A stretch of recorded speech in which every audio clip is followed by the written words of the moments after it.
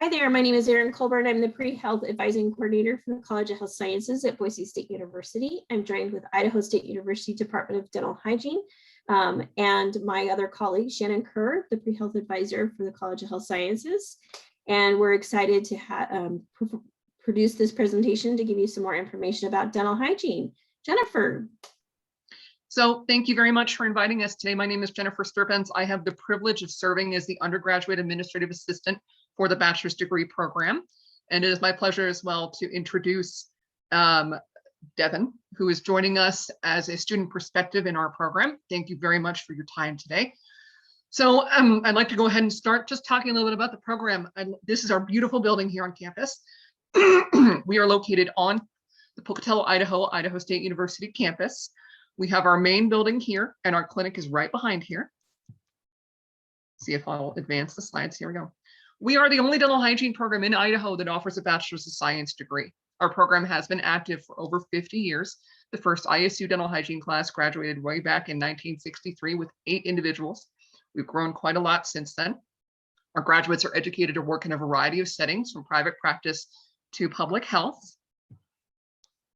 The need for dental hygienists continues to grow. Employment of dental hygienists is projected to grow 11% from 2018 to 2028, much faster than the average for all occupations. The demand for dental services will increase as the population ages and as research continues to link oral health to overall health. And we've seen this especially with what the pandemic has brought. Students such as Devin have had to work very hard to, make sure that they're providing safe services to our clients. And, a big shout out to our class of 2021 who have worked very diligently with new health standards in place, working to get themselves ready for graduation. I'm very proud of them. It's been hard not being able to be with them every day, but it's very cool to see them grow and flourish as the dental hygienist, and they're going to be wonderful representatives for our department as they graduate and move on to their careers. So a couple things that a dental hygienist does. This is not, of course, a full complete list. This is just a couple of things. Oral evaluations, regular and deep cleanings, x-rays, fillings, sealants and fluoride, teeth whitening, and education on good oral hygiene practices. The idea being that the dental hygienist is one member of the very valuable team where you have your doctor for your general stuff. You have, like for me as a type 1 diabetic, I have my endocrinologist for my things. But the dental hygienist plays an important role if they often have more contact with the client before the dentist does and can help pick up on things to bring it to the attention of the dentist. And they tend to have a much closer relationship, in my opinion, to that patient so that they can be more comfortable and be an advocate for that patient. May I add one thing? Yes, please go ahead. For our program, the unique part of it too is fillings and restorative work is not a typical part of schooling for other programs. So that aspect of our schooling is unique because we do get to place restorations and we do have a setting where we can do it because it is state regulated. So specific states don't actually allow hygienists to place restorations in cavities or in cavities. Idaho is one of those. Outside, or you can place them in public health settings, but not private practice, which is interesting. Thank you, Devin. That's a fantastic point. I appreciate you bringing that up. And I should say, I am not a dental hygienist. My background's actually in English and rhetoric. And so, I encourage those that are interested to talk to our alumni to look at the Idaho Dental Board information, as well as to talk to, some of our current students if you know them. And so I did want to say that, carry a caveat with that while I've been with the department for 7 years, I am not a dental hygienist myself. So we do have a cool opportunity I can show you. We have a virtual tour option available for our dental hygiene clinic. I'm going to go ahead and exit out of the PowerPoint and bring that up to show you. If it works, excuse me for just a moment. I apologize, I had it running and it closed on me. If it takes too long to pull up, then I will just skip it and invite you guys to look at it on your own time as well. So just available on our main page under the virtual tour. Might make me register again. So especially in light of the pandemic, this is a great way to see what campus looks like without having to step into Pocatello, because where you guys are not necessarily close by, it offers you a very nice look at various aspects of our campus. Not every building is covered, but the clinic is covered in this. So let me skip forward to that. One moment. Oh, excuse me.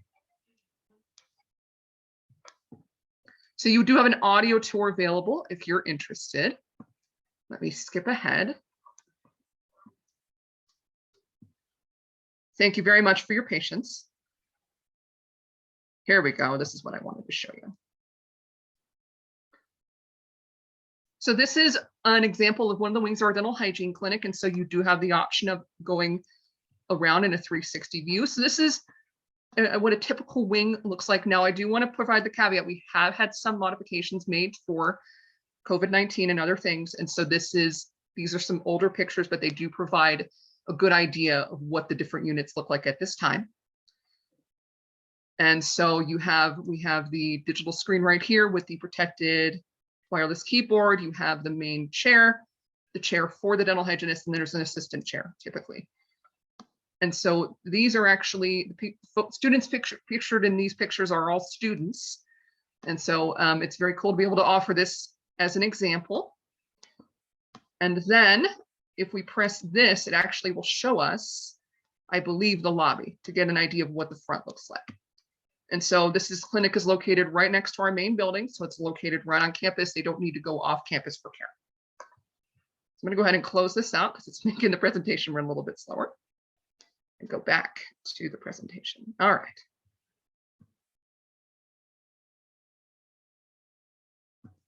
There we go. So in terms of admission requirements, students, this is really, really important. Students must meet with the dental hygiene advisor at least once before applying. Dental hygiene advisors include myself or the faculty. I have been taking the main mantle of meeting with advisees, and I can do it over email, over Zoom when it is safe. Again, I will begin in-person appointments once again, and I can do over the phone. Students must have 6 or fewer prerequisite and/or general education objectives left to complete by the time that they apply. Now, what we mean by that is the application deadline for the year that you want to get in is always January 15th. So it'll be January 15th, 2022 for the next round. And you are applying to start in August. So the next class will start in August 2021. So basically, from the most recent semester completed, for most folks, it's the fall, they have to have this done. And then they must have at least 4 of the 6 required sciences we require completed by the admissions deadline. And the other thing is they must have for consideration, a minimum GPA of 2.8 in the prereqs and the science courses to be considered a qualified applicant. Now you'll notice I said considered. That's not going to get somebody a seat in the program. In order to be a really competitive applicant, we're looking more for like a 3.4 to 3.6 GPA in these classes. Letter grade wise, that means all A's and B's with more A's than B's. An example is somebody can have all B's in the sciences. That often is a very good grade to be in, but that's often not enough to make somebody get into a very competitive category. So having strong grades in those classes is imperative to be considered a qualified applicant. Now I do have available here our list of prerequisites, which I can provide upon request. These courses under core courses, these are the courses we are actually evaluating you under. So the example that I use, if somebody takes physics and does not do well, we do not factor that into the GPA. We are only looking at these courses. Every single one of these courses, with the exception of Principles of Dental Hygiene, does have an equivalent at BSU. A wonderful tool that I have discovered to help find BSU equivalents is this lovely site called coursetransfer.idaho.gov. It is consistently updated. This will show course equivalents for all the state schools.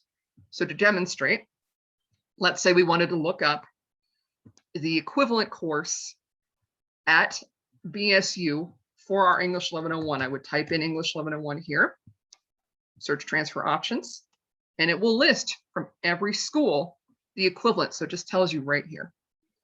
Now, a bit of a disclaimer, these are dependent on the transfer equivalencies that are provided by the schools. Sometimes this will say there is no transfer equivalent when in fact there is. So for specific questions about that, you can contact me. But the only class that doesn't have a direct equivalent is Det 2201 because we only offer that at Idaho State. But for folks transferring in, you can complete that course in the summer before you would start the program if accepted. And we offer it in a shortened 4-week online summer course.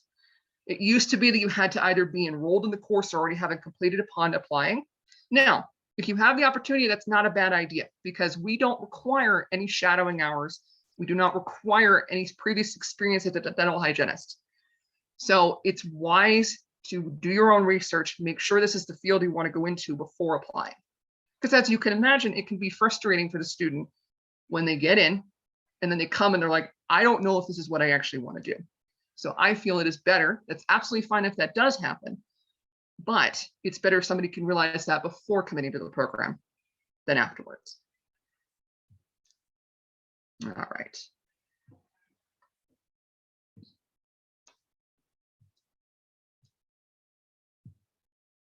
Oops, sorry, I skipped ahead. Now I would like to invite my special guest, Devin, to share a little bit about why he chose our program. And please, Devin, take it away.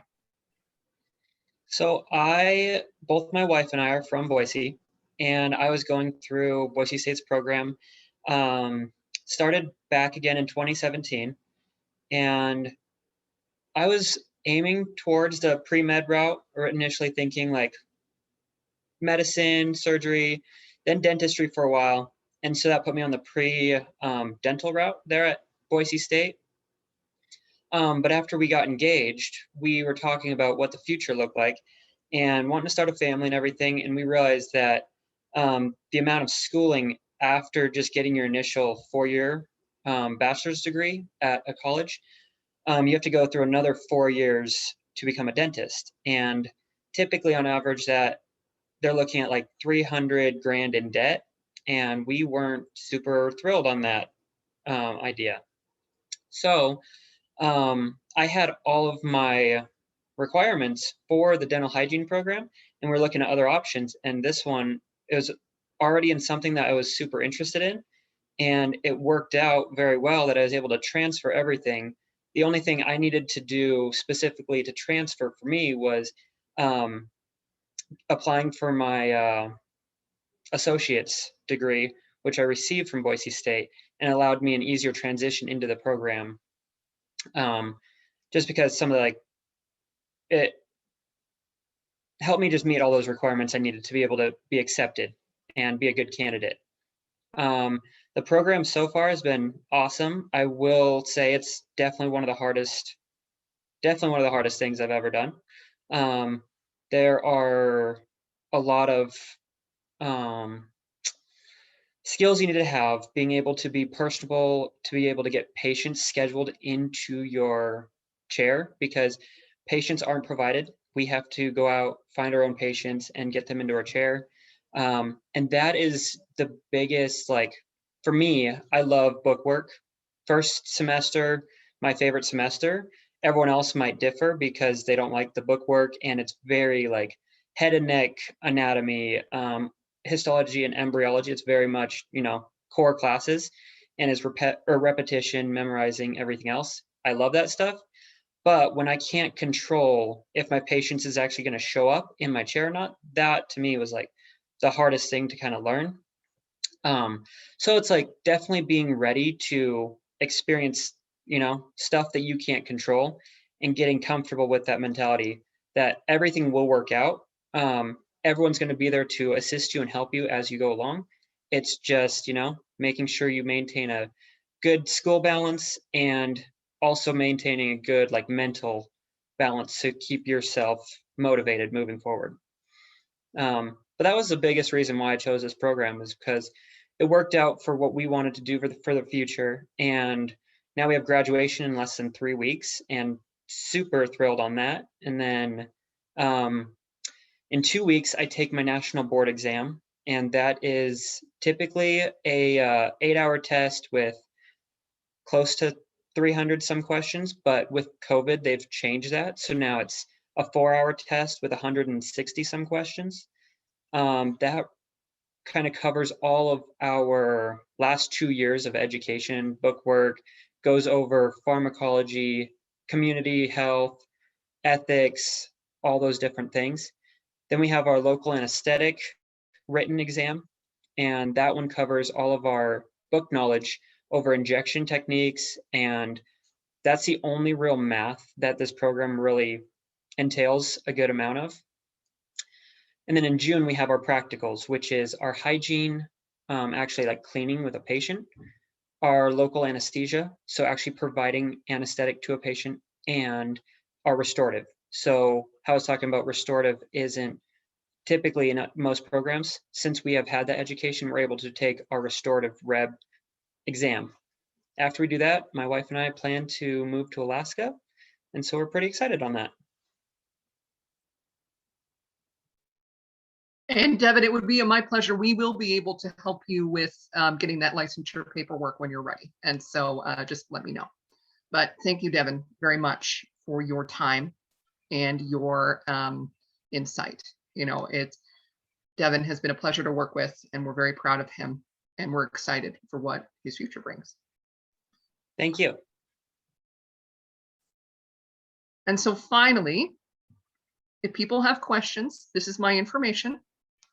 I'm available at my email of jennifersturbenz@isu.edu, my phone number of 208-282-3796. And, you know, I appreciate this time that I've been offered to talk about the program. You know, what's so rewarding about this job is being able to take a student from the very beginning of, oh, I'm interested in seeing them grow and flourish into a, you know, ready to go out and practice dental hygienist. And it's a very rewarding experience. You know, I've had the pleasure of working with Devin now for 3 years or so. And, you know, when I first met him, I was impressed by his drive. It was very clear. He knew what he wanted. He was willing to do the work for it.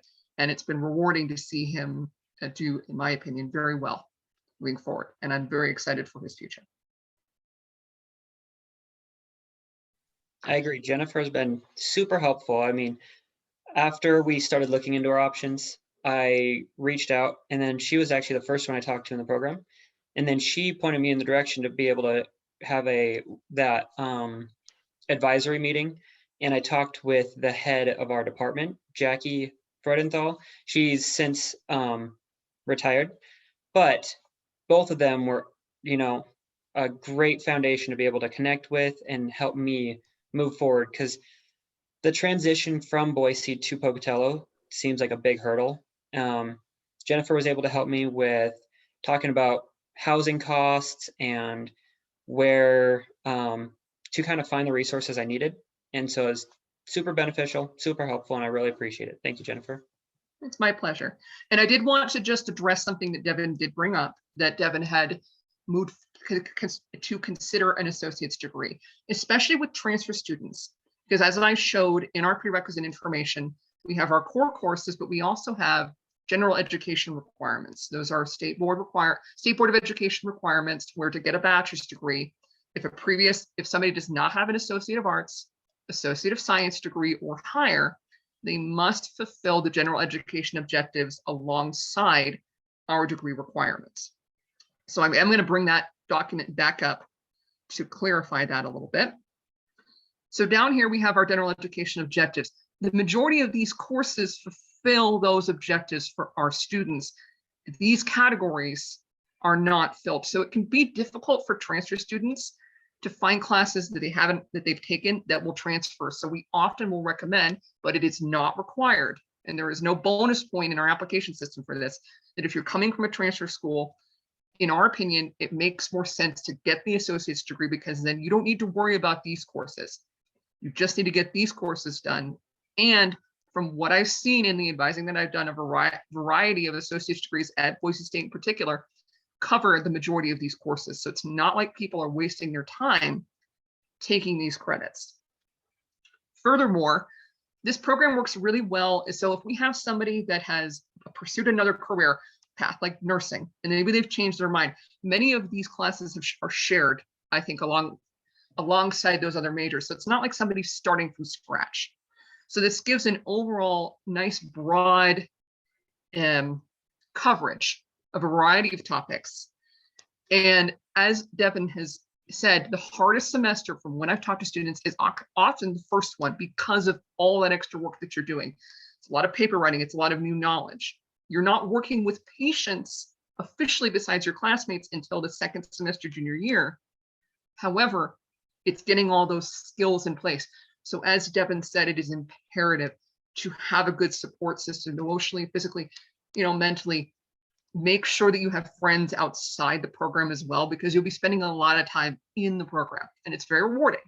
The students, if I can say so, I think they become a family, but you kind of get sick of seeing the building after a while, ultimately, because it's a lot of time spent there. So it's good to have other activities and other ways to relax. But it's the classics. You got to eat, you got to sleep, you got to give yourself the time to study.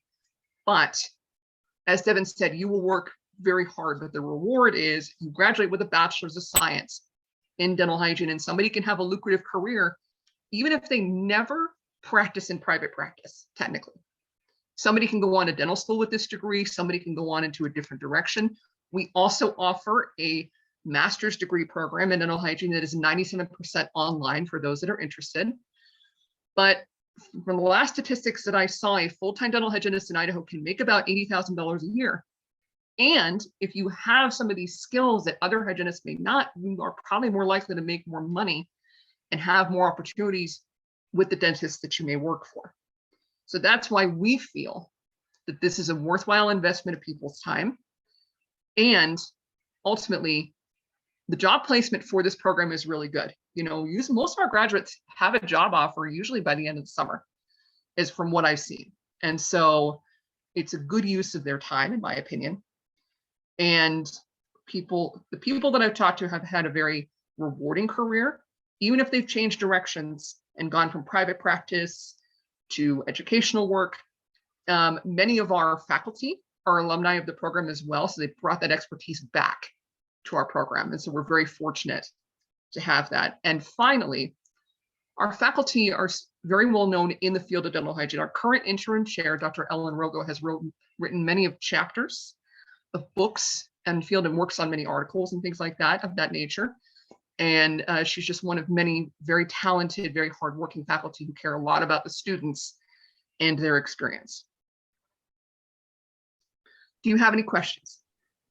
I did forget to mention, when I was also looking at Carrington's program over in Boise, because like Jennifer was saying, this program is very competitive, and I know a lot of people apply and they don't necessarily get accepted into the program the first time around.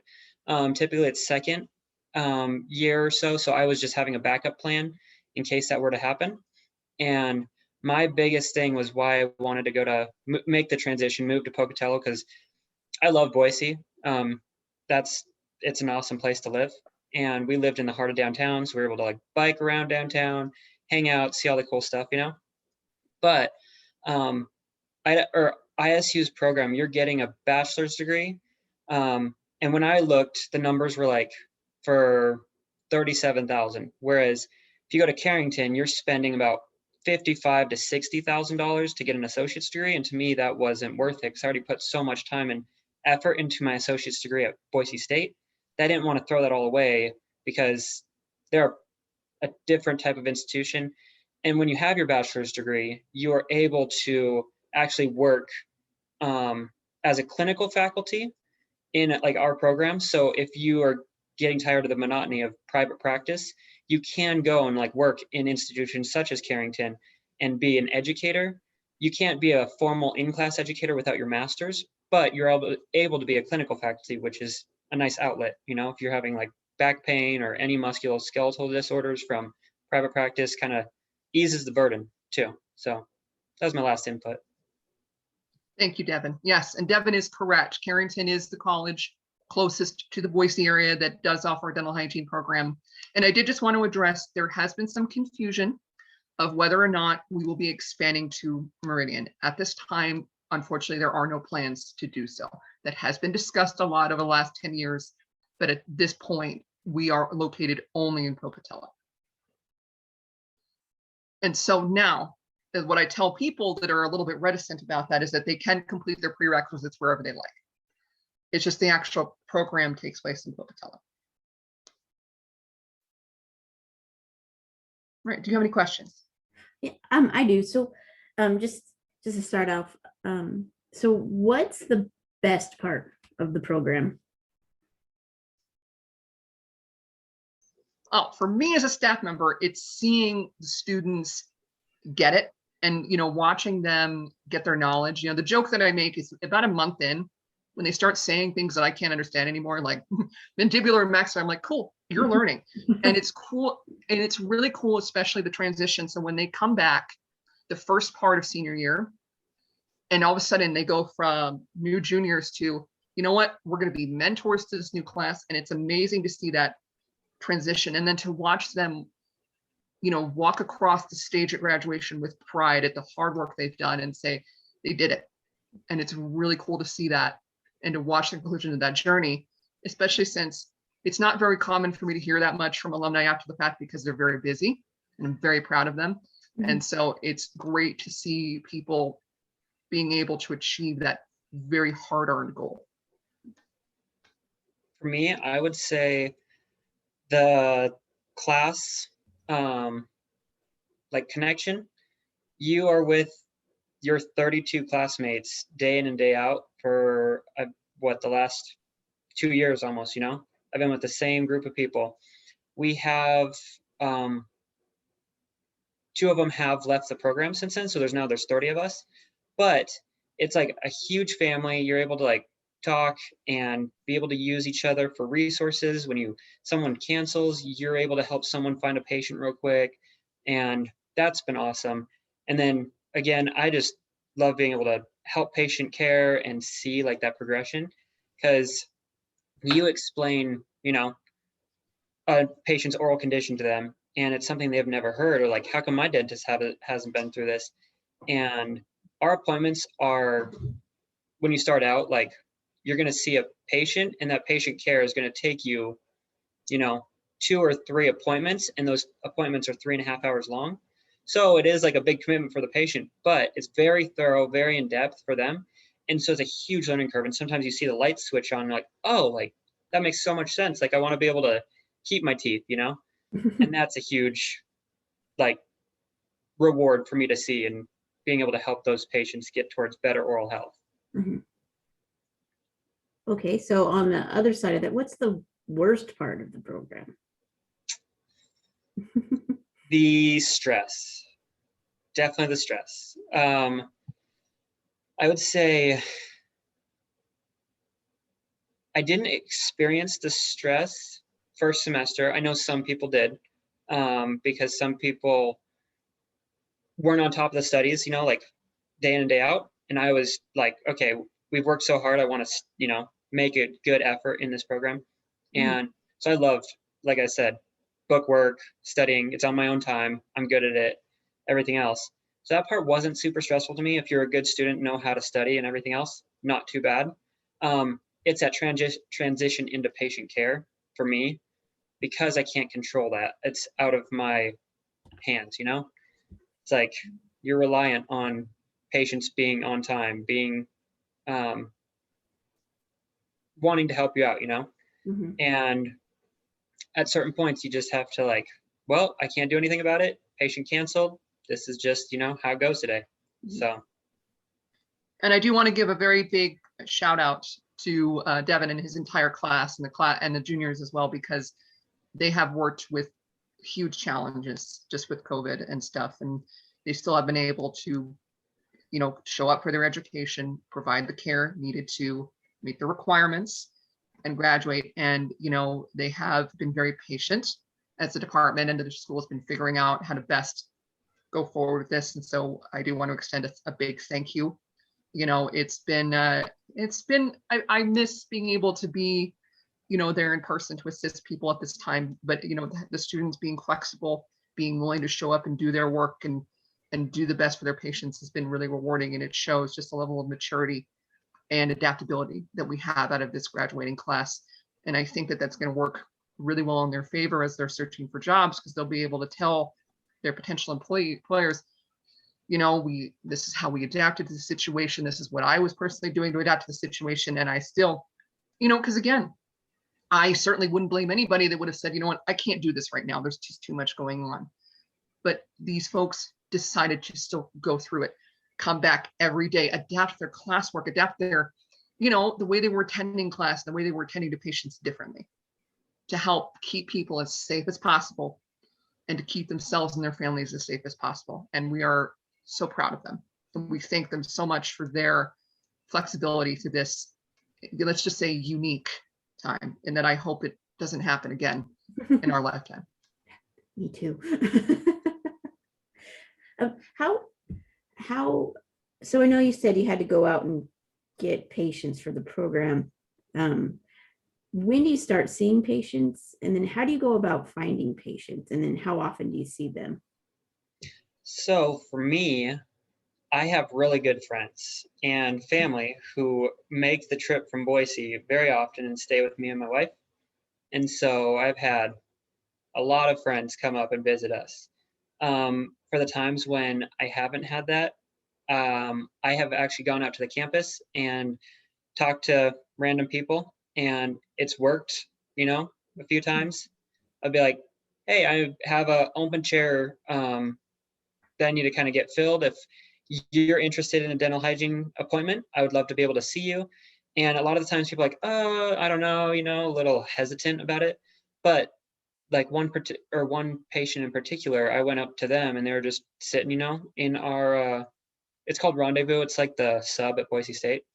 And I was like, hey, I'm seeing if you are able to come and get a dental appointment. I had a patient who canceled on me and now I have an open chair time. Would you be interested in that? And they're like, oh, absolutely. When do you need me? I was like, actually, it'd be this afternoon. And they're like, sure, I'll be there. And so as long as you're able to talk to people and have that confidence, you'll be able to get someone in your chair. Mhm. Because we as students are allowed for this semester, I think 12 hours worth of open chair time. So that's 3 appointments. So 1 Tuesday and a Wednesday, and so that can add up, or that can, expire really quickly if you don't have anyone in your chair.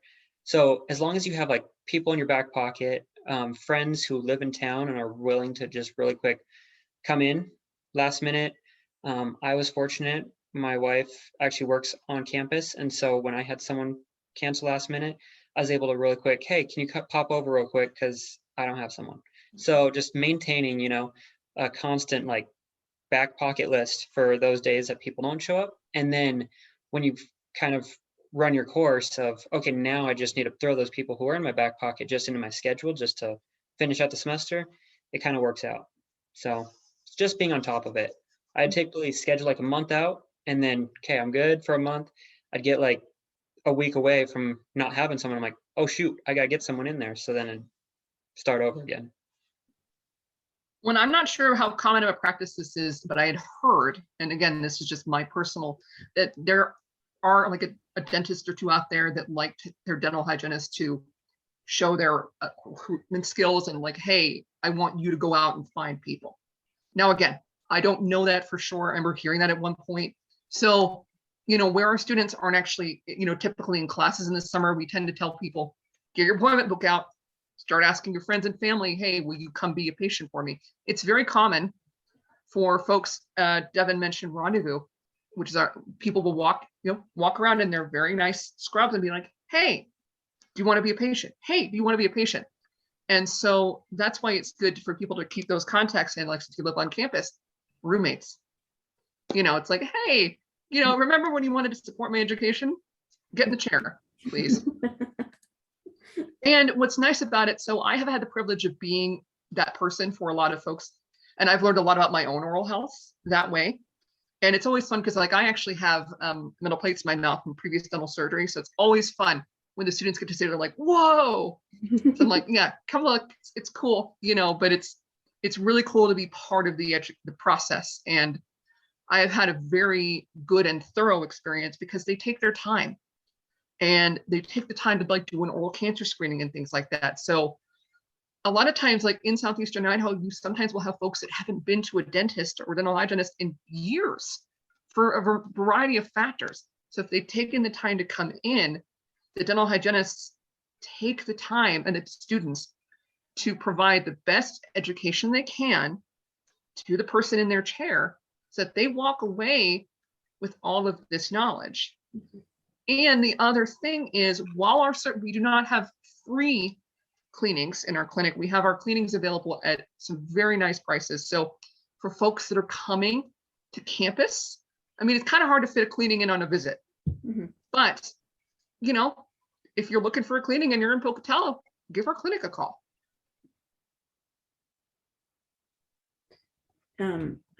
How, and I think you did say this, but can you say when do students start seeing patients?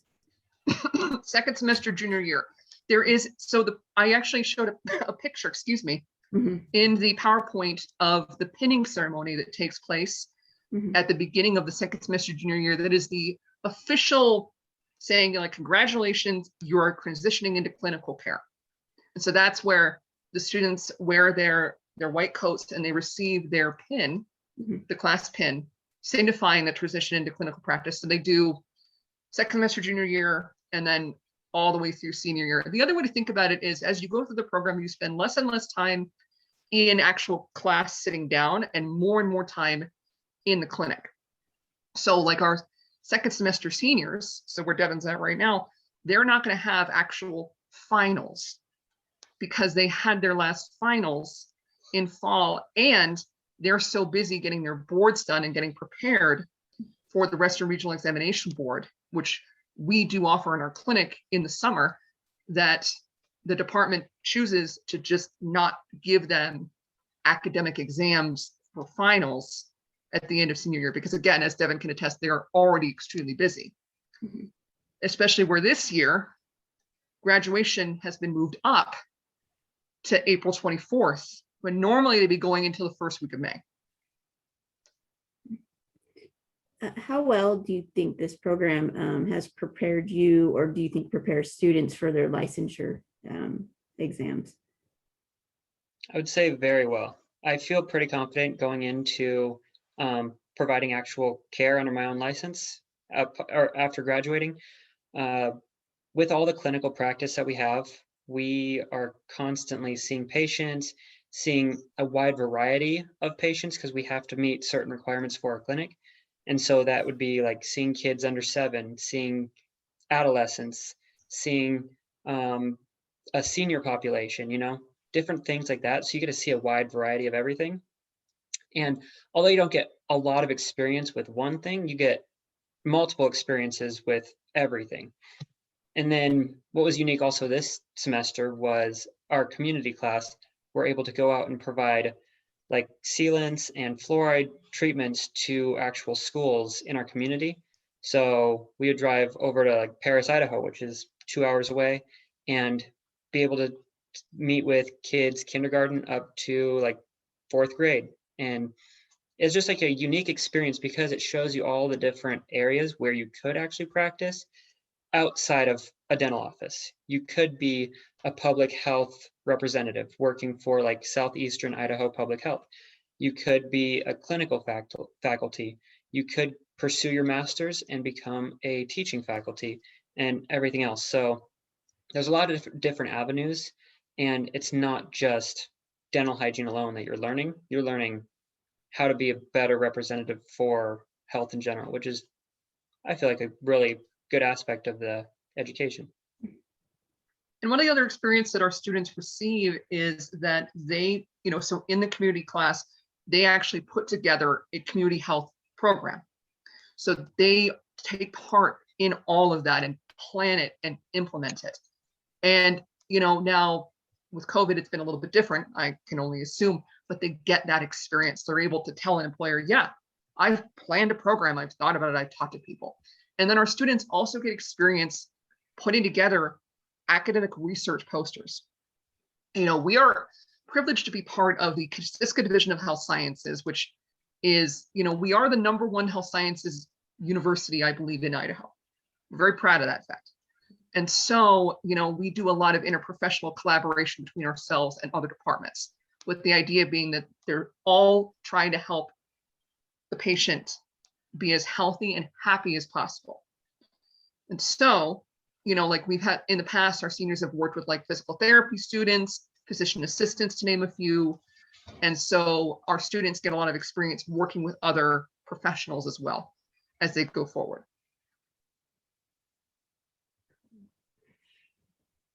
Okay, so what's the, so here's another question. What do you think the best part about being a dental hygienist is?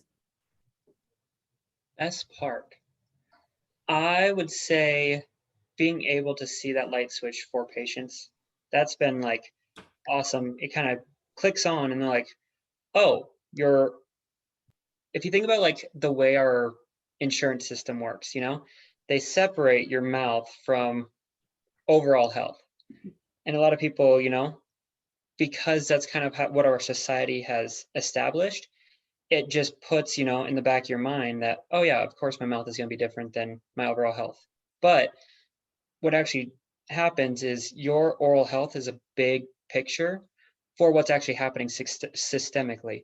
So a lot of systemic diseases actually show up in the mouth earlier than other areas of the body.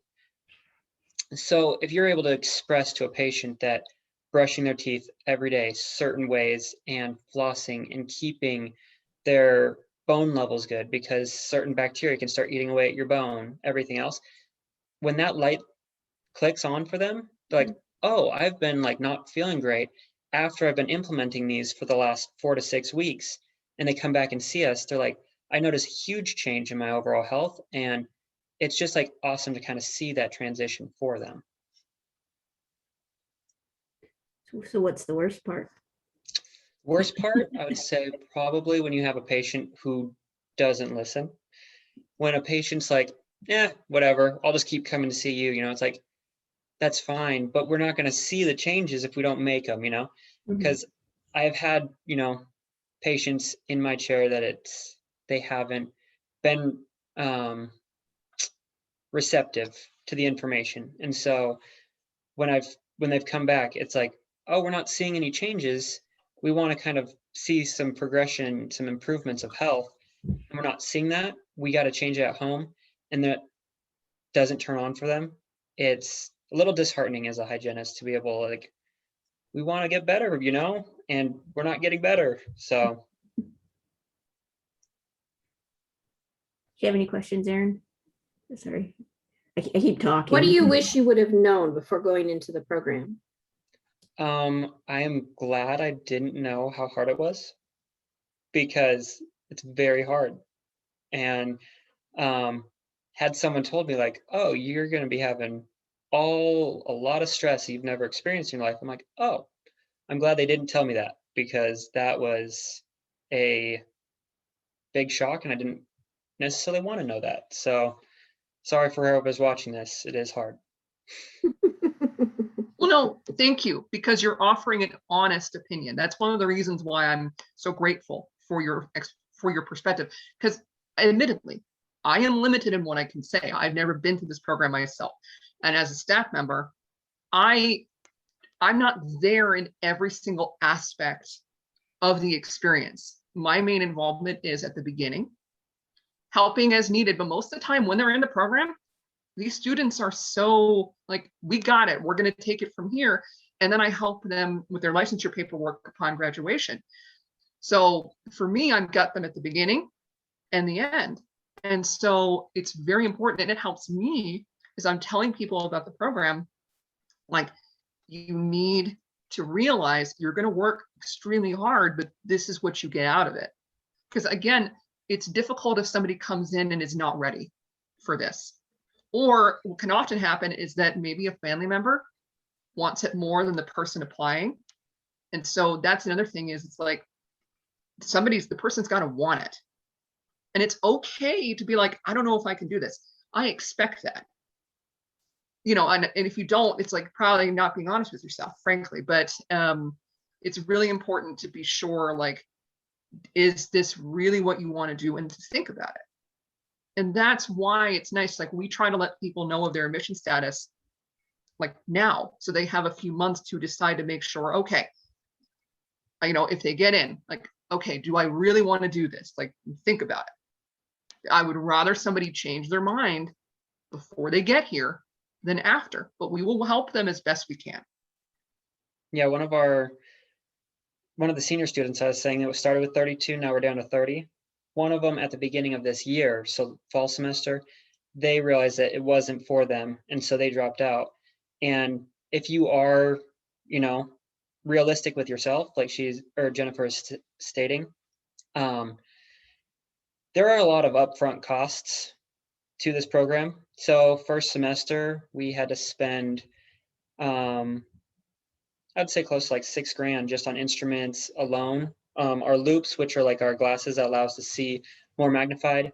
And then coming around after all your tuition and everything on top of that $6,000, you have your senior year roll around and you have another $3,000 to spend on other instruments that you don't have. So you're putting a lot of money into this program.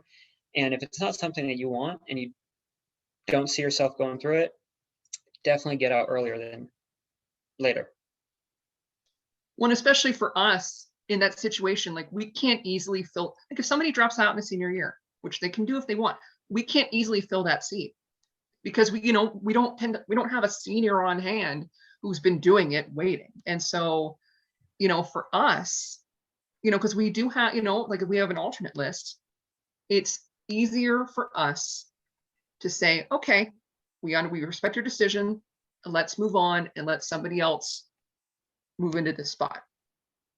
And Devin is correct. There is a fair amount of cost with this. We are working to be, as transparent as possible with that. One of the efforts that we're making as well is in our application, we are now asking people to confirm that they have received a copy of the estimated expenses and that they have read it. And we also have that information posted on our website. And so it's very, very important to review that because yes, it is a significant financial investment. However, as for folks that are from Idaho, for instance, are able to use, be a state student at that rate. And, there's a lot of different financial aid and scholarships available. And for what you're getting, we feel it is worth the cost. And it's just kind of one of those things is these programs are expensive, but like with the instruments, they are yours. They're not rented from somebody else. They're not refurbished. They are brand new instruments and you don't have to go and get them yourself. One of our staff members, Melanie Schoonover, works very hard and diligently to put these large boxes together. So students are able to purchase them directly from us and it saves them the headache of having to go to every single vendor. And then with the loops, we actually had the vendor come to campus and you're able to choose from a variety of styles, much like purchasing glasses. And they're very nice to come in a beautiful hard case with your name on a metal plate. So, like I could say Jennifer Sturbenz RDH if it was me. And they have a good warranty. And we've had very good experience with them. And so it's high quality instruments that you own. And oftentimes the dentist will buy them back from you. So it's like you're not renting any of this stuff. It is yours.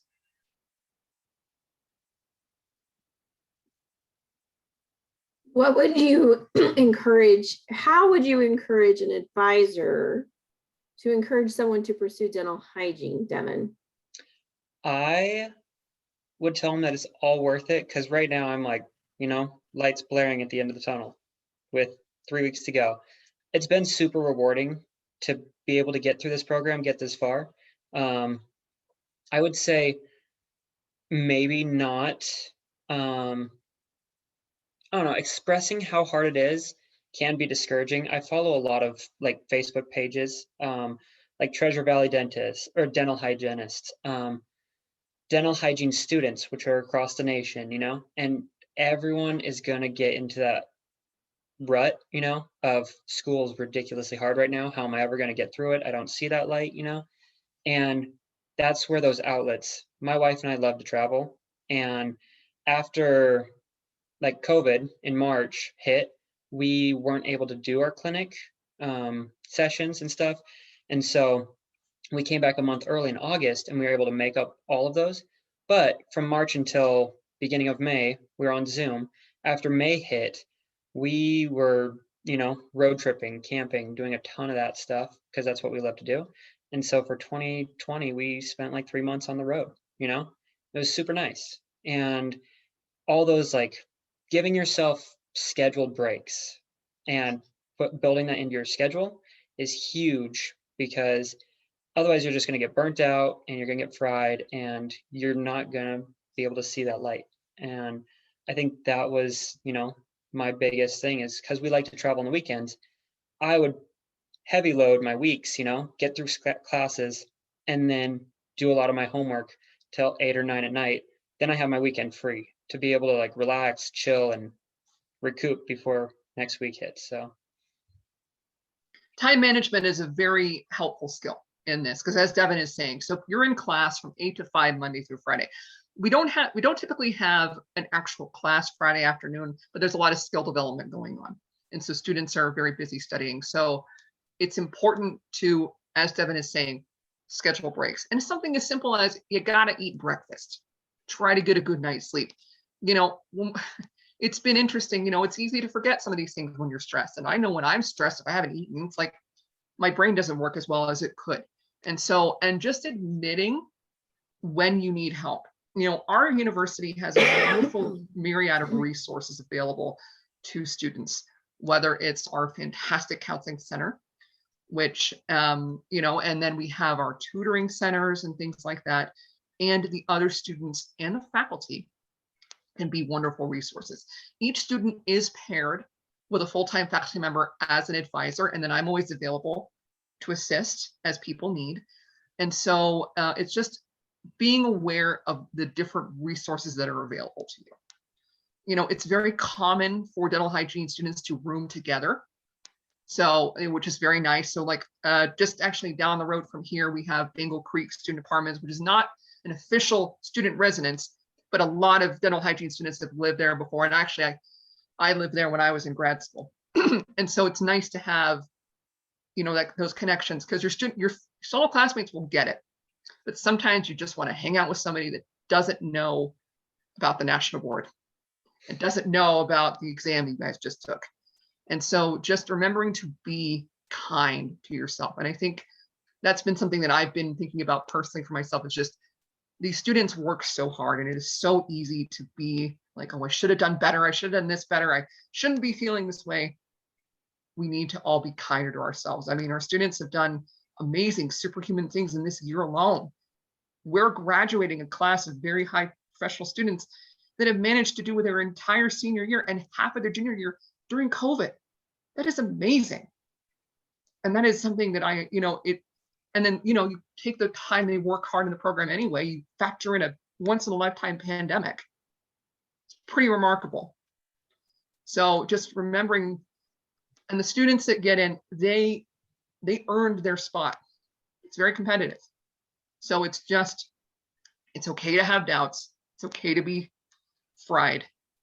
But, I agree with Devin. I wouldn't push the stress thing too much beyond like, yeah, it's going to be stressful, but just be kind. Do things for your mental and physical health. Exercise, eat, go to concerts, do bowling on campus at the game center. There's a lot of different things that are available to help with that.